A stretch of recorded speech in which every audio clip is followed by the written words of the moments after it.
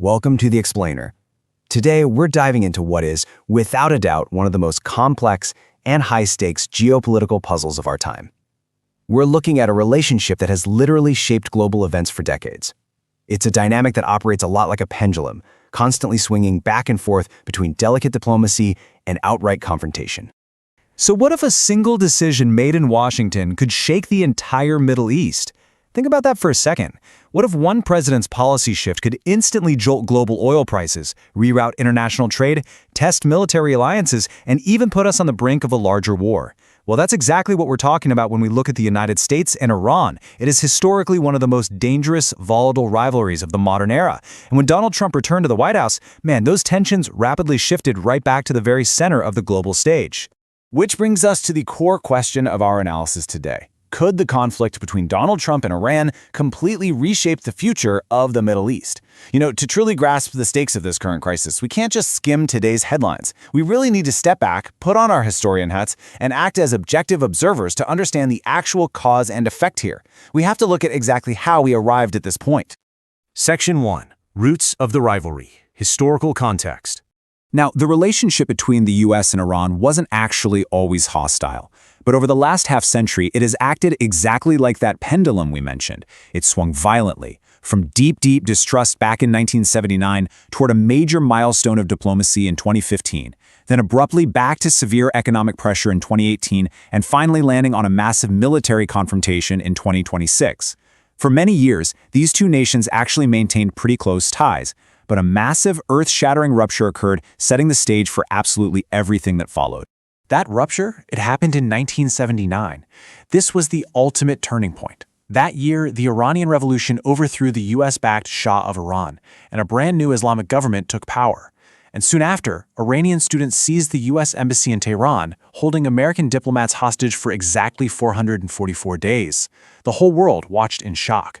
So the really crucial takeaway here is that 1979 planted these incredibly deep roots of distrust between Washington and Tehran. And I mean deep. Those specific roots persist in the background of literally every single modern negotiation, expanding over the decades to include fierce disagreements over regional influence, missile programs, and of course, nuclear ambitions. Section 2. Deal to maximum pressure. Shifting strategies. Okay, so for years, Iran has consistently stated that its nuclear activities are strictly for peaceful purposes, things like energy. But Western countries were seriously worried that Iran might secretly develop nuclear weapons. This mounting anxiety led directly to the 2015 Joint Comprehensive Plan of Action, or simply the JCPOA nuclear deal. The core mechanism here was a massive geopolitical trade. Iran agreed to limit its nuclear activities, and in exchange, the international community lifted heavy, crippling economic sanctions. And for a brief period, tensions genuinely seemed to cool down. But as we know, that pendulum was about to swing back hard. Here's where things pivot. The 2015 agreement traded sanctions relief for strict nuclear limits, right? Well, when Donald Trump became president, he argued that the JCPOA was deeply, fundamentally flawed. Why? Because it essentially ignored Iran's ballistic missile program and its regional activities. In his view, the deal was giving Iran all these economic benefits while allowing huge, long-term risks to just remain unchecked. So in 2018, the US abruptly pulled out of the agreement. They implemented a maximum pressure campaign, a wave of severe economic sanctions that absolutely battered Iran's economy. In response to that, Iran started gradually rolling back its compliance with the nuclear deal limits. And just like that, both countries were locked into a highly dangerous cycle of escalating tension, complete with targeted oil tankers and rapidly deteriorating diplomatic relations. Section 3. The 2026 escalation. A global concern. By early 2026, those boiling tensions finally spilled over into a massive military confrontation involving Iran, the United States, and Israel. We are talking large-scale strikes directly targeting Iranian military infrastructure, their missile systems, and critical defense capabilities. And Iran didn't just sit back. They unleashed their own intense missile and drone attacks across the region in return. Major military bases were hit, but crucially, energy infrastructure was hit too. Make no mistake, this was no longer just a tense diplomatic standoff in boardrooms. It had escalated into one of the most significant and downright dangerous geopolitical confrontations the Middle East has seen in recent history. Section 4. The worldwide impact. Global consequences. Now, you might be wondering, why does the entire world care so much about this specific regional conflict? Well, it all comes down to geography. specifically the Strait of Hormuz. It's this extremely narrow waterway nestled between the Persian Gulf and the Gulf of Oman. Around 1/5 of the entire world's oil supply, we're talking over 20 million barrels a day, has to pass through this single tiny geographic bottleneck. Because our global energy markets are so hyperconnected, any disruption, or frankly even just the threat of military action in the strait creates immediate, massive economic shockwaves all around the planet.